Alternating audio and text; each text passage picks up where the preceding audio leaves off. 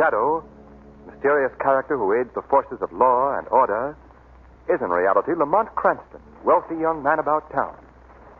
As the Shadow, Cranston is gifted with hypnotic power to cloud men's minds so that they cannot see him. Cranston's friend and companion, the lovely Margot Lane, is the only person who knows to whom the voice of the invisible Shadow belongs. Today's story, The Voice of Death.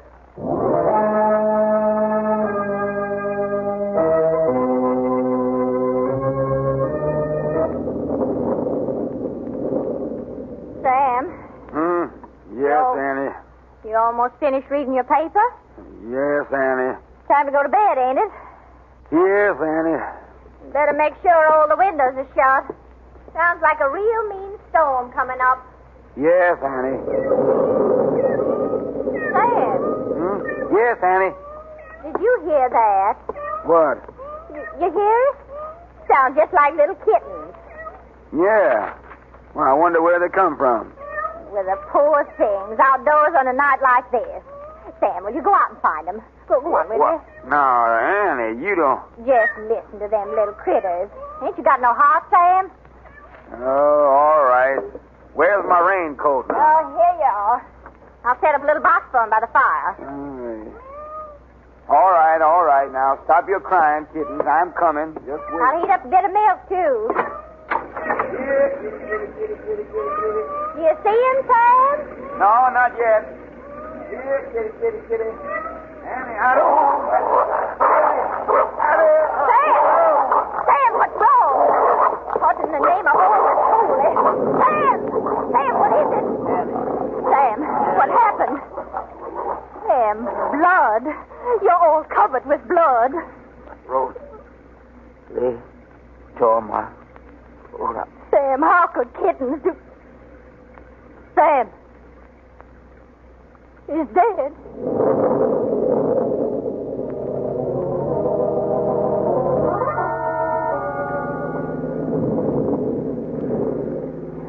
Well, I must say, Lamont, that we picked a fine day to go visiting. You want no secret, Margot? I'm your man. This whole thing is just an effect. Huh? A fact, eh? People always look for a mysterious atmosphere in the Louisiana bayou, so Mother Nature very obligingly provided for them. Oh, I see. Well, I must say that sunshine wouldn't make a great deal of difference. I don't see how it could ever penetrate those moss-laden trees. Was much further to go, Lamont? I don't think so. Arthur told me the house was exactly 5 miles from that last bridge. Why in the world would anyone want to live way off like this? Well, the house has been in Arthur Whittington's family for many, many years, and Arthur, being a rather peculiar chap, I don't suppose it bothers him in the least. No. Forgive me for appearing dull, but I don't get it. Well, Margot, it's a long story. It began in college when we took a medical course together. I guess I was the only person in the whole school who really understood him. Well, why was that? Well, Arthur was a brilliant student, but he was also a highly sensitive lad, always imagining that people were making fun of him, laughing at him behind his back. Was there any reason for that? Well, yes, there was. It was his voice. He had the harshest sounding voice I'd ever heard. It cracked, it rasped, it did everything that a voice shouldn't do. Really? In fact, it was his voice that made him leave medical school. I don't follow you, Lamont. Well, it all happened one day in class. Arthur had prepared a paper, an excellent paper that he had to read aloud to the student body. I can see him now, nervously getting to his feet, fumbling with the paper, then clearing his throat. Thank you, Professor. I have the paper ready. I will now read some facts that I have prepared that are based on my findings of diseases of the heart. As we all know, diseases of the heart may be classified in two main groups. One, diseases of the valve. One, diseases of the valve.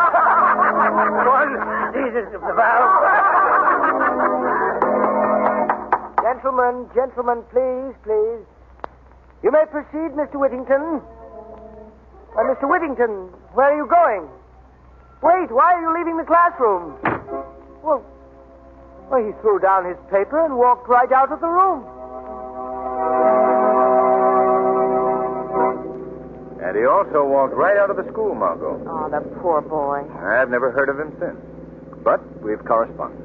And then, as you know, when he learned that we were down here in Louisiana fishing, he got in touch with me and invited us out to see him. Well, that goes a long way toward explaining his living out here so far from civilization. You know, he still must be sensitive about that horrible voice. Yes, I'm sure he is.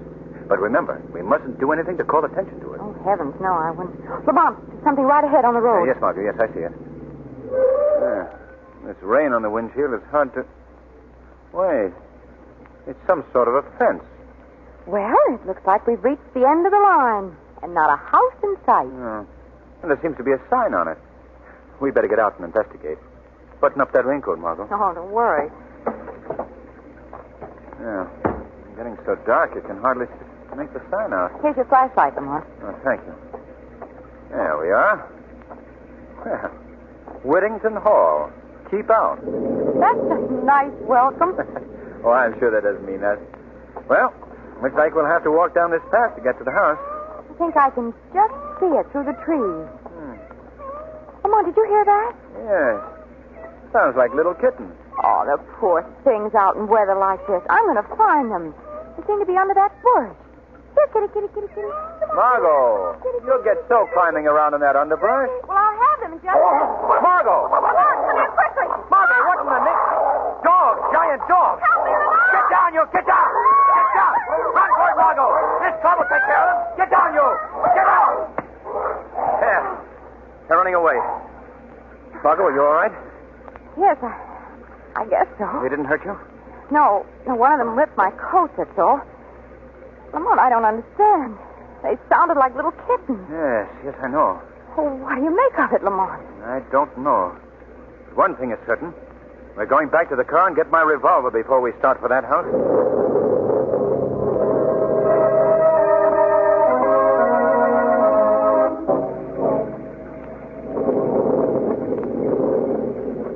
Lamont, I've never seen such an eerie-looking house in my life. The broken shutters and the crumbled stairs, those unpainted walls. Don't tell me that this is the Whittington mansion. I guess it is, Margot. I wish we were back in New Orleans. Well, if you'd rather we... Well, no, we've come this far. Go ahead and knock at the door. I promise you, if a ghost answers, I won't be surprised. No, frankly, nor will I. You going to tell Mr. Whittington about the dogs? Of course. Why not? Well, it may sound a bit strange in the telling. Dogs that sound like little kittens. Well, he may know who's... What do you want? Oh, good evening. We'd like to see Mr. Whittington, please. What is it about? He's expecting us. There are no guests expected here tonight. Well, if you'll say that Miss Lane and Mr. Cranston are I here... tell you that Mr. Whittington is not seeing anyone tonight. Jasper, what is it? People here, Mr. Arthur. Oh, Arthur, it's Lamont Cranston. Lamont, come in. Come in. Jasper, you old fool. I told you we were expecting Mr. Cranston. Sorry, Mr. Arthur. Come in, sir, please. Well, Lamont, I'm glad you were able to come. It's good seeing you again. Well, thank you, Arthur. I'd like you to meet a friend of mine, Miss Lane. This is Arthur Whittington, Margot. How do you do, Miss How do you Lane? do, Mr. Whittington? Well, come, take off those wet coats. Thank Yes, we're more or less swimming in these. Jasper, show Miss Lane and Mr. Cranston into the living room. There's a fire there, Lamont. You can dry off. All the comforts of home. Yes. Now, if you'll excuse me for a moment, I'll go and arrange for dinner. Oh, yes, of course. You will come this way, please. Thank you. Lamont, this place is just as scary inside as it was outdoors. Yes, I see what you mean. Those musty walls and that worn furniture. The candles and old-fashioned lamps. Gee, I don't understand how anyone can live here. There's something else that's more difficult to understand, Margot. What do you mean? That man that greeted us was Arthur Whittington. But it was not Whittington's voice.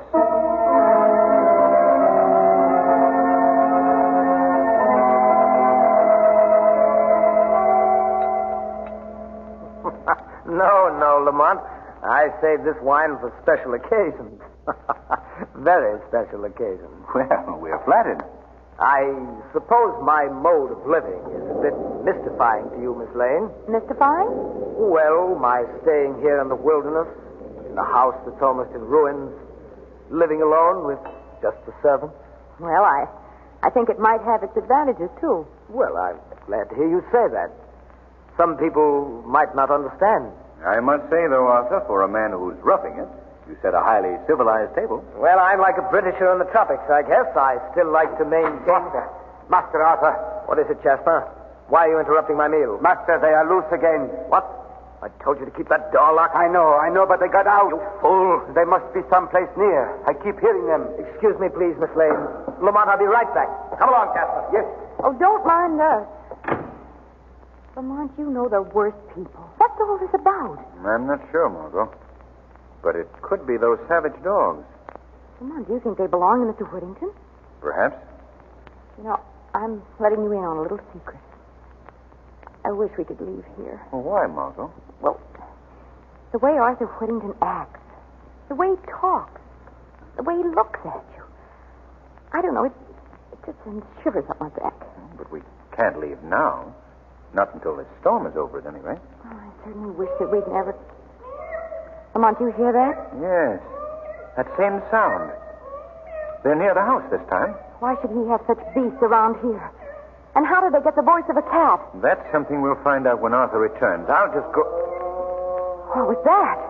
It was a human voice. It sounded like it came from someplace here in the house. Yes. Oh, I don't like this place, Lamont. When he comes back, I think you should ask for an explanation. I think we should know about those dogs and that moaning, too. Yes, when Arthur returns... I have returned, Oh. Lamont. I didn't hear you come in. What was that about? My returning, Lamont? Well, Arthur, both Margot and myself are very curious to learn something about two giant dogs that we encountered on our way in here. Yes, what about them?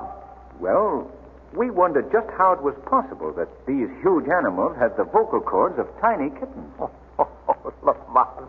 I shouldn't have given you that last glass of wine. No, but it's true. I saw and heard them, too. Oh, now come, Miss Lane. I'd say your imaginations were working overtime. Who is that, Arthur? What? Well, what are you talking about? There, hear it? That voice. Someone in this house.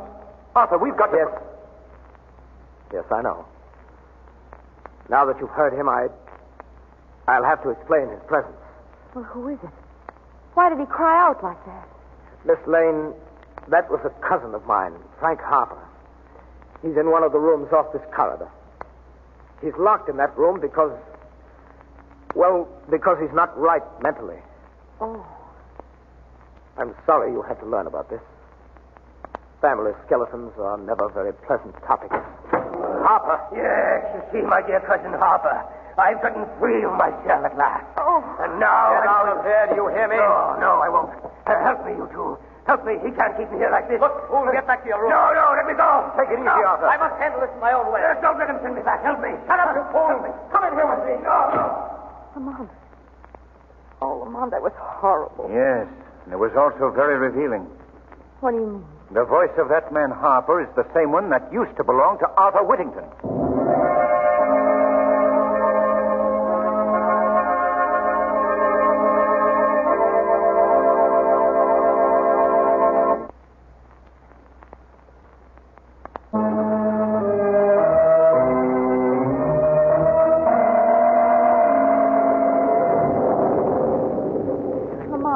What does all this mean? I don't know yet, Margot. Some way, somehow, that poor creature that rushed in here has been given Whittington's voice. Listen, the animals again. Yes. They're part of this thing, too, this mix-up of voices. Oh, Lamont, I wish we could leave here right now. We can't go now, Margot. Not until we learn what's behind all this. Lamont, what's happening up there? Sounds as if Harper's being beaten. Come on, Margot. We're going to that room. What are you going to do? I want to talk to that boy. Quietly, Margot. We must get down the hall without Whittington hearing us. Oh, what is he doing to him? Quiet. The room is right down here. Are you going in there? Not yet. Not until Whittington leaves. I want to talk to the boy alone. Oh, perhaps I'd better wait in the living room. Well, If Whittington wants to know where you are, I can tell him that you've gone out to the car for something. very well, Margot. But please, Lamont, please don't be long. I won't. The answer to this mystery will be found very quickly by the shadow.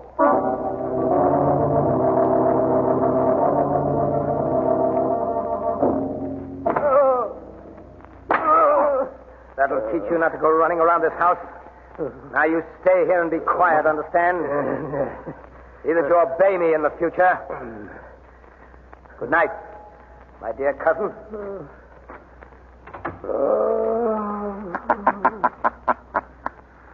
Harper. What was that? I've come here to help you, Mr. Harper. Hearing things. I'm hearing things again. No, you're not. Who speaks to me?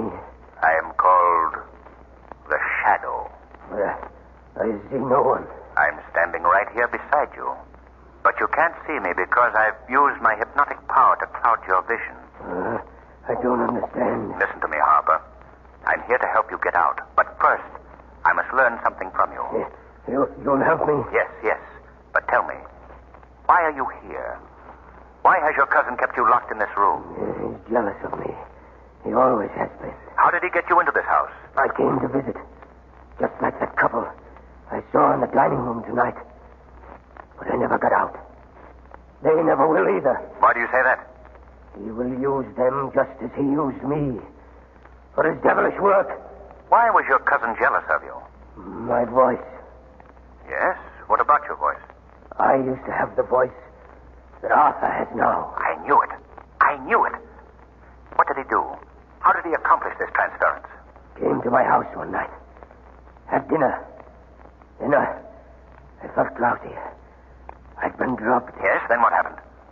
Well, when I came to, I was in his laboratory. He has a laboratory here in the house? Yes. I was strapped to a table. I fought to get loose, but it wasn't any use. Then he clamped an ether cone on my face. I passed out. And when you came to? When I came to, it must have been days later. I had his voice, this horrible voice of his, and he had mine. And you've been kept prisoner here ever since? Yes, always in this cell. In this same cell. Even the dogs get out, those savage dogs that he gave the voices of little kittens. Oh, I see. That accounts for the dogs. Well, I promise you this, Mr. Harper. You shall be free to leave this cell of yours after tonight.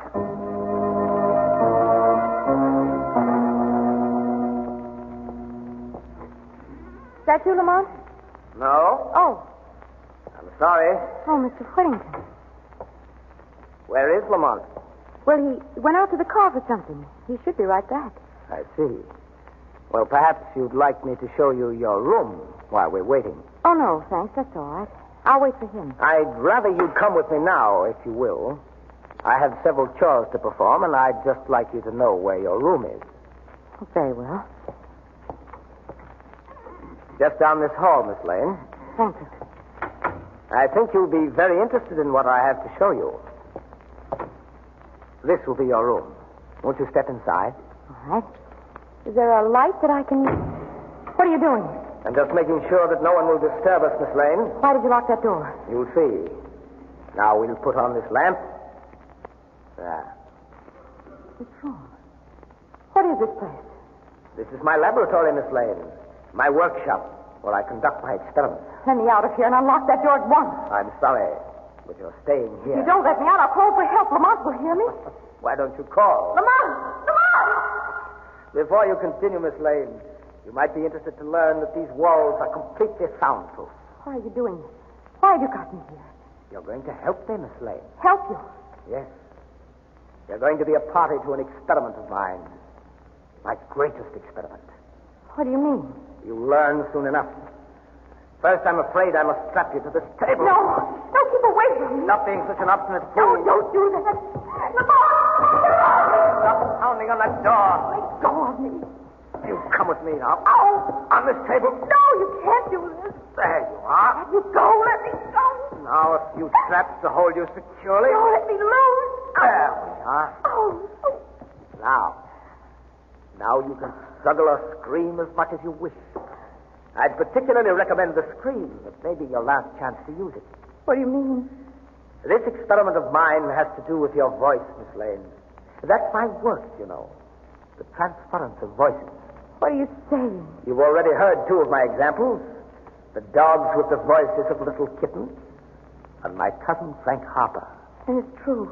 What Lamont thought is true. Oh, so he guessed my secret, eh? Well, he'll never live to tell it. Oh, no. You will survive, though. But you won't be able to tell it either, Miss Lane. What are you going to do to me? I'll show you. The answer to your question is in this box. Let me open it. There we are. A cat. Yes, a cat. Have you ever seen a more beautiful cat? She's pure Persian, aren't you, girl? What has a cat got to do with me? A great deal. And giving her your vocal cords. No. No, you don't know what you're doing. You're mad. Not at all. I merely have a great hatred, Miss Lane, for the entire human race. They ruined me. Their heartless cruelty blighted my entire life. But animals, you're different. Aren't you, my little pet? No, you can't mean what you say. But I do. Lady knows that, don't you, girl? She knows that after tonight, we'll be able to converse. Be able to tell one another all the things that we've kept stored up. You can't do this. And you, Miss Lane, as befits your sex, you will have the vocal cords of a cat. No. Now I think we can proceed with the No, experiment. keep away. Keep away. There will be no pain. This ether will take care of that. Are you ready? No, please. No, she isn't ready, Mr. Whittington. Who is that? Who spoke? I spoke to you. Who are you? I am called the Shadow. Don't try to find me. I've made myself quite invisible to your eyes. What are you doing here? Why are you interrupting my work? I've come to put an end to your work. I'm here to free that young woman. Oh, no, you won't. I'm not frightened by someone I can't even see. Put down that ether. I'm going ahead with my work. No. You may not be able to see me, Mr. Whittington, but I think you'll feel this. Why, you... Now I'm releasing this girl, and then I'm holding you until I can get the police out here. They'll be very interested in your experiment. You think you can keep me here, do you? The light. Put out the light. Now, Mr. Shadow, I am invisible, too. And I'm getting out of here right now. But stop it. He's going through those casement Come windows. back here, Whittington. Come and get me, Shadow. Come on, Margot. He's not getting away. There he is, crossing the lawn. Evidently trying to get to our car. Look, Margot. Those two figures running after Whittington. It's the dogs, the giant dogs. They're chasing him, Lamont. Oh, they'll tear him to pieces. Whittington, look out! Oh, Lamont, can't you do something for him? I'm more concerned with doing something for you, Margot. Those animals have spotted you. Quick, back to the house. Oh, they're coming at us, Lamont. I'll never miss it. All right, you stand still, Margot. Don't move. I'll take care of them.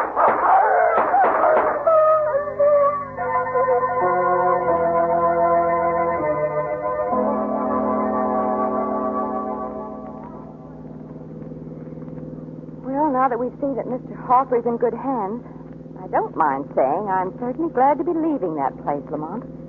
You do know such interesting people. Well, you can't say they're dull. No.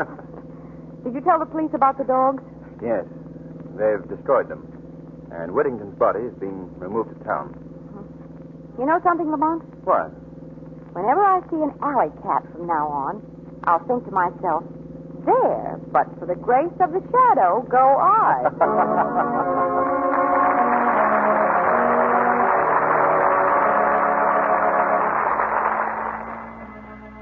The weed of crime bears bitter fruit. Crime does not pay. The shadow knows.